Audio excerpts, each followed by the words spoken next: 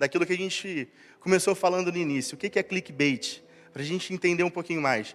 Quando fizeram uma pergunta, eu falei assim, pô, acho que eu vou levantar a mão, porque eu estudei por esse tema aí, para ver se eu ganhava chocolate. Só que eu falei assim, não, vou esperar. Será que chocolate depois posso ganhar um chocolatinho? Acredito que depois, se puder, tá? Porque eu vou falar um pouquinho aqui sobre o que de fato é o clickbait, né? Do que eu preparei, do que eu pesquisei.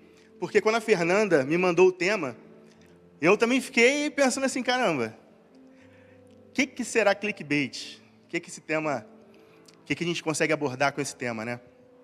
E uma rápida pesquisada na internet, eu vi mais ou menos o que era, e depois eu fui um pouco mais a fundo e pesquisei.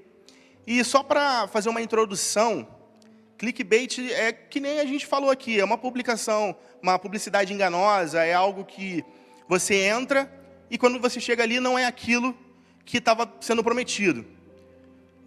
Existem diversas formas de clickbait.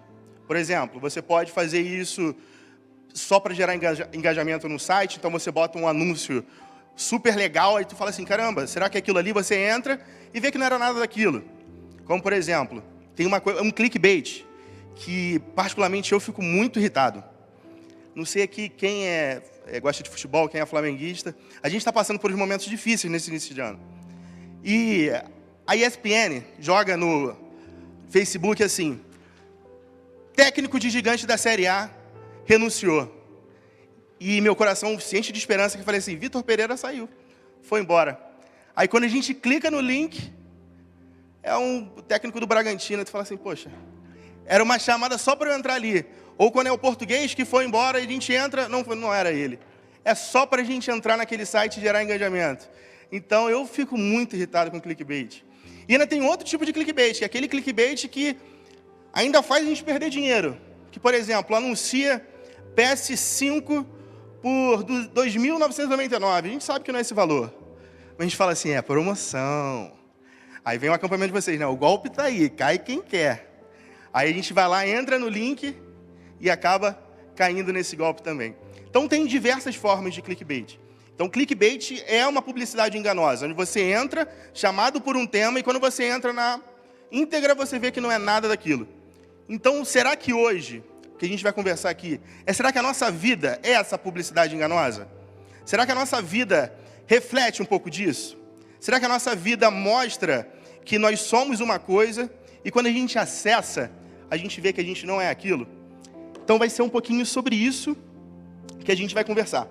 Eu queria convidar vocês a abrir a Bíblia em Mateus, de 5, de 1 a 12. Vai ser projetado, acredito, também no telão. Que, para mim, é um dos sermões mais importantes de Jesus, que é o Sermão da Montanha, o Sermão do Monte. Que ali a gente consegue ter um referencial sobre o que de fato é ser cristão. Então, o primeiro tópico dessa mensagem de hoje é justamente esse. Bênção e responsabilidade. A gente vai falar um pouco sobre o Sermão do Monte. Então, vamos lá. Vendo as multidões, Jesus subiu ao monte e se assentou. Seus discípulos se aproximaram dele e ele começou a ensiná-los dizendo: bem-aventurados os pobres em espírito, pois deles é o reino dos céus. Bem-aventurados que choram, pois serão consolados. Bem-aventurados os humildes, pois eles receberão a terra como herança. Bem-aventurados os que têm fome e sede de justiça, pois serão satisfeitos. Bem-aventurados os misericordiosos, pois obterão misericórdia. Bem-aventurados os puros de coração, pois verão a Deus. Bem-aventurados os pacificadores, pois serão chamados de filho de Deus. Bem-aventurados os perseguidos por causa de justiça, pois deles é o reino dos céus. Bem-aventurados serão vocês quando, por minha causa, o insultarem, os perseguirem, levantarem todo tipo de calúnia contra vocês. Alegrem-se e regozijem-se, porque grande é a sua recompensa nos céus. Pois da mesma forma que perseguiram os profetas que vieram antes de vocês. Amém. Queria orar com vocês nessa noite. Pai amado, sua palavra que foi lida aqui, ó Pai, que o Senhor fale aos nossos corações, que eu aqui seja somente um canal de bênção, que o Senhor fale comigo e com todos aqui presentes, ó Pai. Isso que eu te peço, te agradeço, em nome do seu Filho amado Jesus. Amém.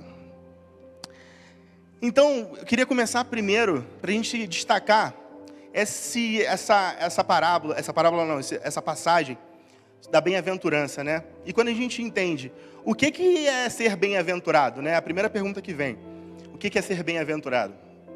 Se a gente fosse traduzir, só para avisar uma coisa para vocês, essa musiquinha que está tocando no fundo, é porque eu tenho um pouco de TDAH.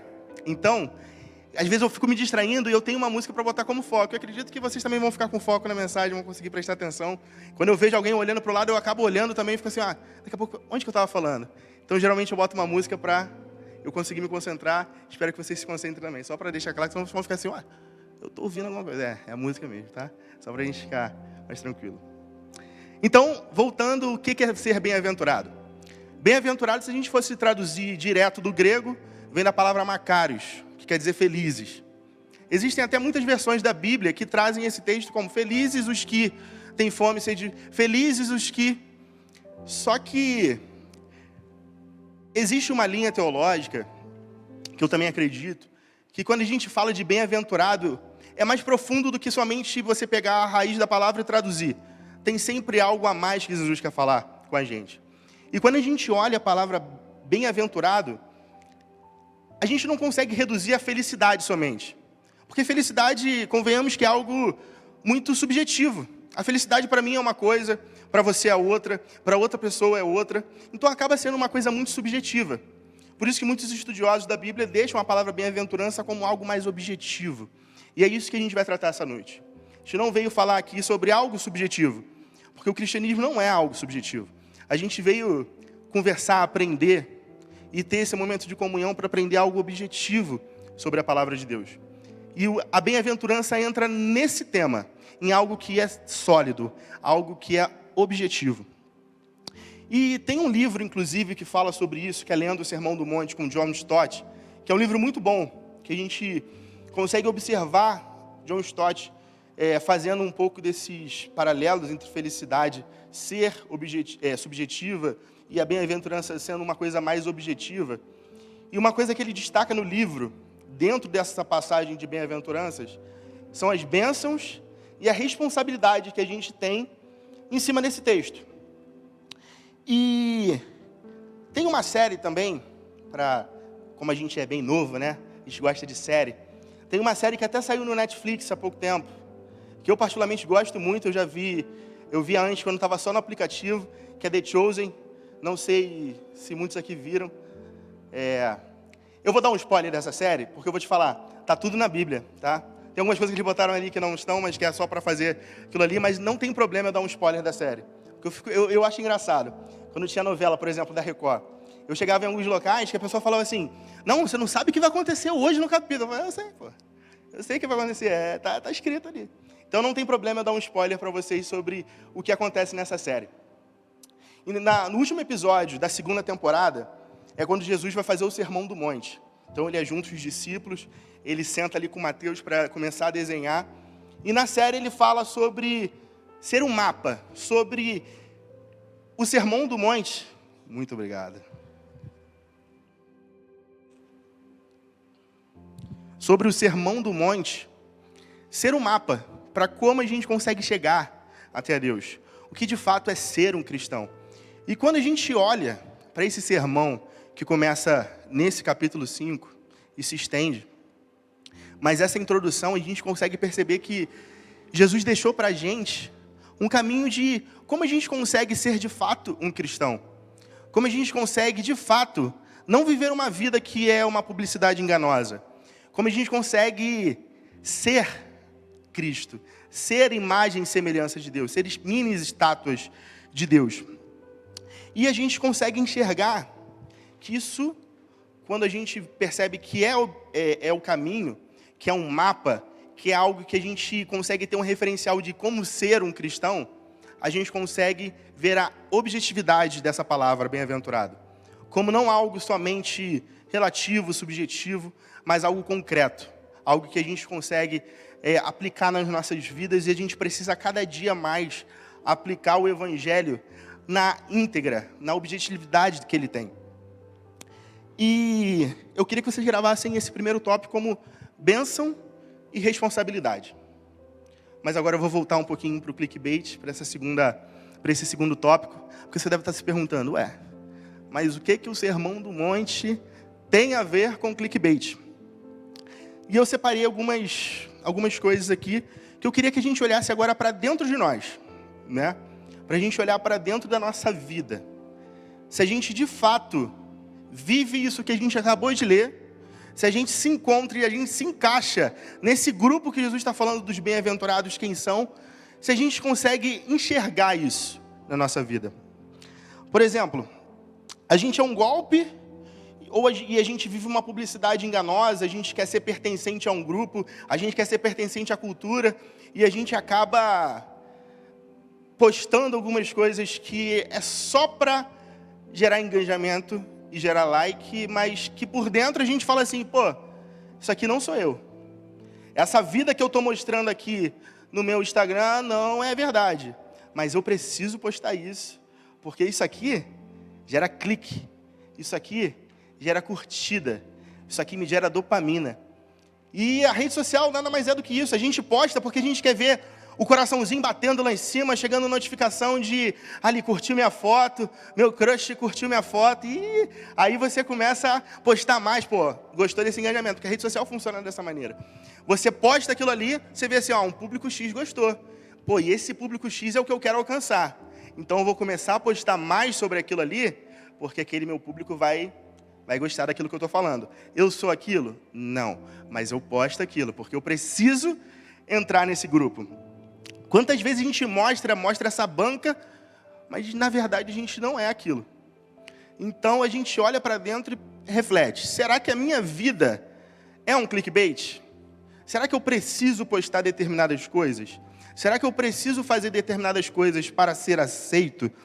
E para pertencer a um grupo que de fato não tem nada a ver comigo, mas eu preciso agradar. Eu preciso que o meu coraçãozinho do Instagram me mande notificação o tempo todo no meu bolso para eu ter aquela curtida, para eu ser aceito por aquele grupo. E existe essa primeira parte desse clickbait, quando a gente quer ser aceito por um grupo pertencente, mas tem algo que eu acho um pouco mais perigoso, que é aquele clickbait cristão. E o clickbait cristão, sabe o que é? Aquele cara que tem a vida top com Deus no Instagram, que posta versículo no Instagram o tempo todo, bota louvor o tempo todo. Ele bota, vai tomar café? Ele bota o café, a Bíblia e momento de paz no Instagram dele, no Stories. Mas chega no Close Friends, meu amigo, aí é o de verdade. Para quem não sabe o que é Close Friends, é o grupo fechado dele. São só aquelas determinadas pessoas que vão ver aquele conteúdo. Então, aquelas pessoas ali me conhecem. Aquelas pessoas ali sabem quem de fato eu sou. Até um tempo atrás, estava até perguntando para minha esposa qual era o nome daquilo que tinha antes do Instagram fazer melhores amigos. É o Dix, quando a gente fazia o Dix. Que aí nesse Instagram, irmão, só entra os meus chegados. Nesse Instagram aqui, só vai entrar aqueles que eu confio muito, porque me conhecem de verdade. Mas na outra rede social, eu sou o cristão que posta louvor, que chega aqui no VPG, vai pegar geral, bota aqui, stories. Mas no Close Friends é diferente. E, para mim, o mais perigoso desse clickbait cristão não é o que você posta só dentro do Close Friends. É o que você faz por trás, sendo um clickbait cristão. Porque esse clickbait cristão, ele posta foto, ele posta louvor, mas ele é vazio do Espírito Santo. E quando ele é vazio do Espírito Santo, ele chega na igreja e ele machuca pessoas. Ele chega na igreja e ele afasta pessoas. Ele chega na igreja e ele exclui o amiguinho. Ele chega na igreja e fala assim, aquele amigo ali não usa a mesma roupa que eu uso, então ele não está no meu meio, então vamos dar uma chegada para lá? E faz com que pessoas se afastem da verdade do Evangelho. Então eu acho que esse clickbait cristão é uma coisa muito complicada para a gente. Porque a gente está fazendo uma coisa muito séria, que é afastar pessoas de Cristo. Afastar pessoas da vida eterna. E esse tipo de clickbait cristão é aquela pessoa que está aqui dentro, mas que o visitante, quando chega, ele não vai querer mais voltar. E às vezes esse visitante precisava de um abraço. E poderia ser o último abraço que ele poderia receber. E é muito perigoso. É uma cilada muito grande. E quando a gente pensa que nós somos igreja, nós precisamos entender que a gente não pode brincar de ser cristão.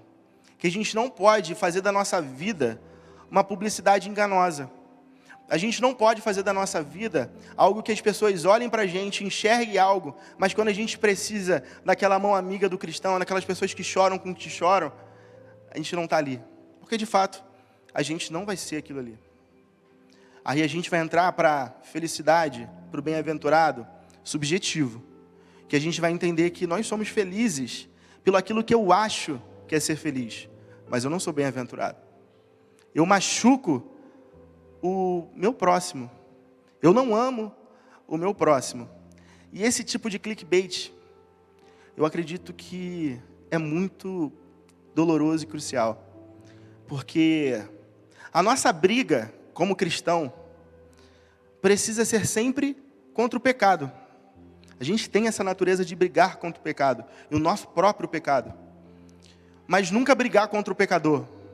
Porque às vezes o pecador necessita do abraço, necessita do acolhimento, necessita do amor que está através das nossas vidas, porque está cheio do Espírito Santo de Jesus. Porque, não se espante, você não faz isso porque você é bonzinho, sendo cristão. Você faz isso porque o maior dos amores vive e reina dentro de você. Então não é mérito seu, é porque o Espírito Santo vive através de você e você é um bem-aventurado, que através disso você consegue maravilhas, mas não para ti, para a glória e para a misericórdia do nome de Deus. E muitas vezes a gente tem na nossa igreja como um santuário de santos. A gente pensa que a gente está aqui num santuário que a gente foi feito de santos, quando na verdade o nosso papel aqui é ser um hospital de doentes. Que todos nós somos doentes e carentes da glória e da misericórdia de Deus. E quando a gente pensa e acha que o meu pecado é menor do que o do meu irmão, a gente comete um clickbait cristão e afasta ele. E a gente acaba não confiando no trabalho do Espírito Santo. Porque o meu trabalho aqui como cristão é acolher, é dar abraço, é dar um sorriso. E o trabalho do Espírito Santo é transformar a vida do meu irmão e a minha, a cada dia. E a gente precisa entender que, de fato, a nossa guerra é contra pecados e não contra pecador. Então, a gente não pode manter essa vida de clickbait cristão, que eu sou cristão melhor do que qualquer outro, eu tenho uma banca que eu posto versículos, que eu posto músicas, mas que quando chego necessitado, eu afasto ele de Cristo. Porque isso é uma publicidade enganosa. A pessoa chegou e falou assim, ali eu vou encontrar o abraço, ali eu vou encontrar o consolo. E quando eu entro no link de verdade, eu encontro a exclusão. Algo que me machuca, algo que me afasta da presença de Deus. E como a gente consegue identificar, esse terceiro tópico que eu queria falar com vocês, como a gente consegue identificar que a minha vida é um clickbait, ou um clickbait de propaganda enganosa, porque eu quero ser pertencente a uma cultura, ou a um grupo, ou um clickbait cristão. É quando a gente busca por uma aceitação vazia, quando a gente busca por postar uma foto para ter só o coraçãozinho do Instagram vibrando, por notificação de aquela pessoa curtiu minha foto. Eu sinto te informar, se o teu coração vibra por isso, mas que dentro da sua casa você olha e fala assim, pô, eu não me sinto confortável com isso, a minha e a sua vida viram clickbait. E quando a gente olha para o Sermão do Monte, pelo menos para essa introdução, que eu separei do versículo 1 ao 12, e a gente não consegue se enxergar agora pertencente desse grupo aqui, a gente vive um clickbait cristão. Quando a gente não consegue chorar com os que choram, quando a gente não consegue buscar a sede de justiça, a gente vive um clickbait cristão. Quando a gente exclui, a gente vive um clickbait cristão. Eu queria que a gente pudesse projetar de novo esse versículo do 1 ao 12 de Mateus 5, para a gente olhar agora com essa ótica. Se a gente tem vivido e tem sido bem-aventurado, de fato. Diz assim: vendo as multidões, Jesus subiu, mas a partir do versículo 3, diz: bem-aventurados os pobres em espírito, pois deles é o reino dos céus. Pausando nesse primeiro 3, é curioso até quando a gente lê esse termo pobres em espírito, a gente pensa assim, mas como assim pobres em espírito? Na natureza do texto, essa palavra foi traduzida para pobres em espírito, não seria aquilo que a gente usa hoje, pobre de espírito, aquela pessoa vazia, aquela pessoa vaga, não. Pobres em espírito é aquela pessoa que se esvazia para que o Espírito Santo entre na vida dela e reine. Então eu queria só destacar esse bem-aventurados pobres em espírito, se eu estou vazio, para que eu deixe o Espírito Santo entrar e reinar na minha vida, pois dele é o reino dos céus. Bem-aventurados os que choram, pois serão consolados. Bem-aventurados os humildes, pois eles receberão a terra por herança. Bem-aventurados os que têm fome e sede de justiça, pois serão satisfeitos. Bem-aventurados os misericordiosos, pois obterão misericórdia.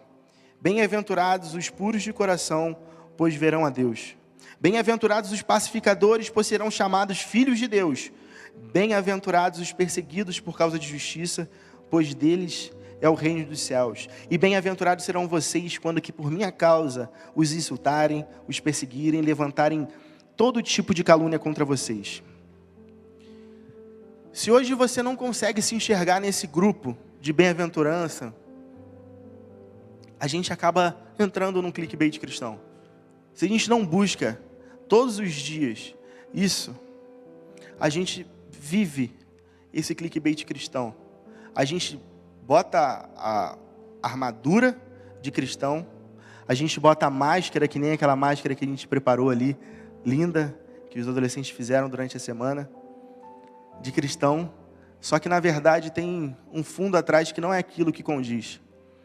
Quando na verdade o cristão é aquele que mais afasta as pessoas de Deus, quando na verdade a gente precisa ser imagem e semelhança de Deus.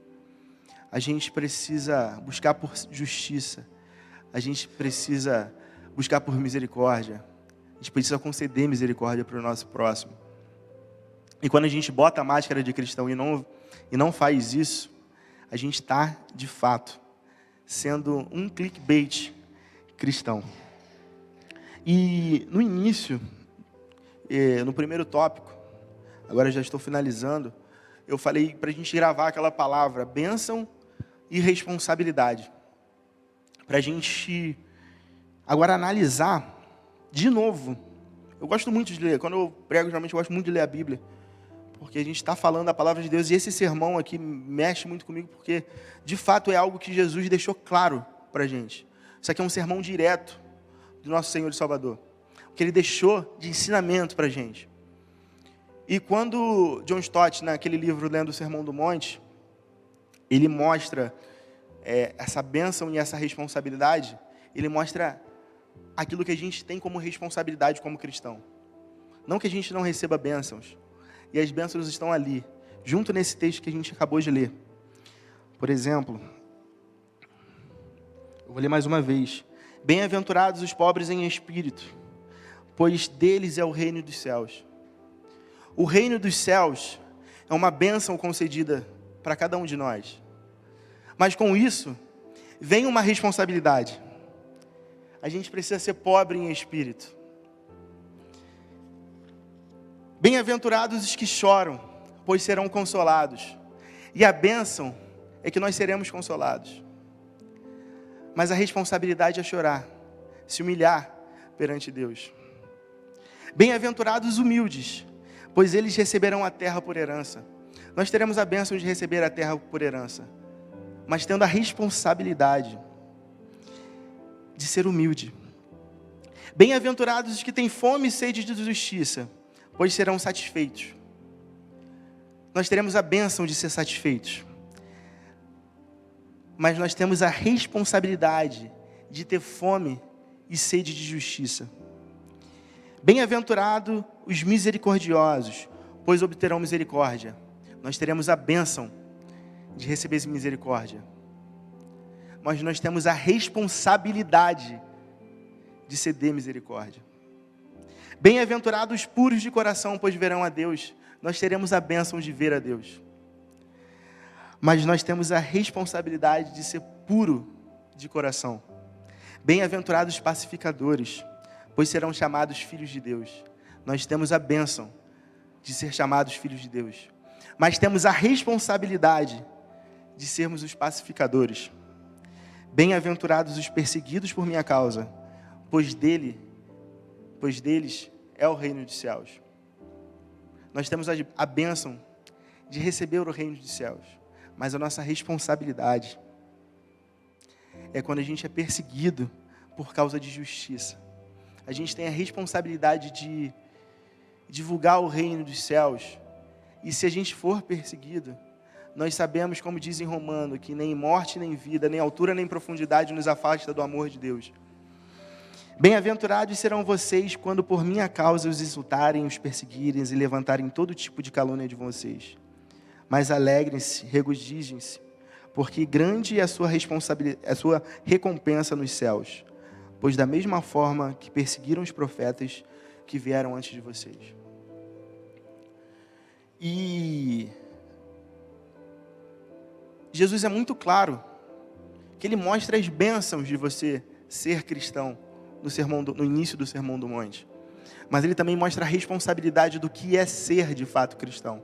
Do que não é viver a máscara, e não é viver um link falso, e não é viver uma publicidade enganosa, e não é brincar de ser crente, e não é vir somente à igreja domingo achando que está abalando porque posta stories. É viver o Cristo. É esvaziar a si mesmo todos os dias e viver o Cristo na vida.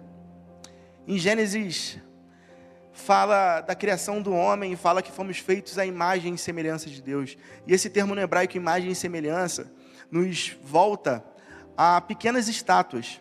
Então nós fomos feitos pequenas estátuas de Deus. E como que a gente tem se perdido durante os anos? Porque naquela época, a estátua era feita para que a gente olhasse e conseguisse adorar. E nós fomos feitos para que as pessoas olhem para você e consigam adorar a Deus através da sua vida. Que você consiga abençoar vidas, mas não porque é você, e sim pelo Cristo que vive e reina através de você. Nós fomos chamados para isso. Não para ter um link falso, não para uma publicidade enganosa. Então, que tema sensacional que vocês escolheram para o dia de hoje. Que a nossa vida não seja, e que a gente não viva um clickbait. Que a gente não viva nem um clickbait só para ser aceito na cultura, dentro de um grupo, mas que a gente não viva um clickbait cristão. Porque isso afasta, e isso torna a nossa bem-aventurança somente macários, somente felizes. Mas aquela felicidade subjetiva e não objetiva da bem-aventurança de Deus. Era isso que eu queria destacar e conversar com vocês essa noite. Eu espero que Deus tenha falado ao seu coração, assim como falou ao meu, e que você vá em paz para os seus lares. E agora eu passo a palavra para os adolescentes que vão conduzir agora o momento de louvor. E que legal, eu fico vendo a minha época de adolescente, eu gostava muito de estar aqui, tocar, só adolescente. Pode ir subindo, pode ir subindo. Tocar e preparar o culto. Tenho certeza, a máscara que prepararam durante a semana, ficaram super felizes preparando. É uma felicidade muito boa, que vocês tenham sempre essa felicidade objetiva na vida de vocês. O cristianismo não é algo subjetivo. O cristianismo, ele não é algo subjetivo na vida de vocês. É algo que precisa ser vivido, encarado de maneira séria. Que você não viva botando máscara, que você não viva uma publicidade enganosa, mas que você viva o real, a boa e a perfeita vontade de Deus na vida de cada um de vocês. Tá bem? Amém. Pode continuar. Amém. Foi muito bom.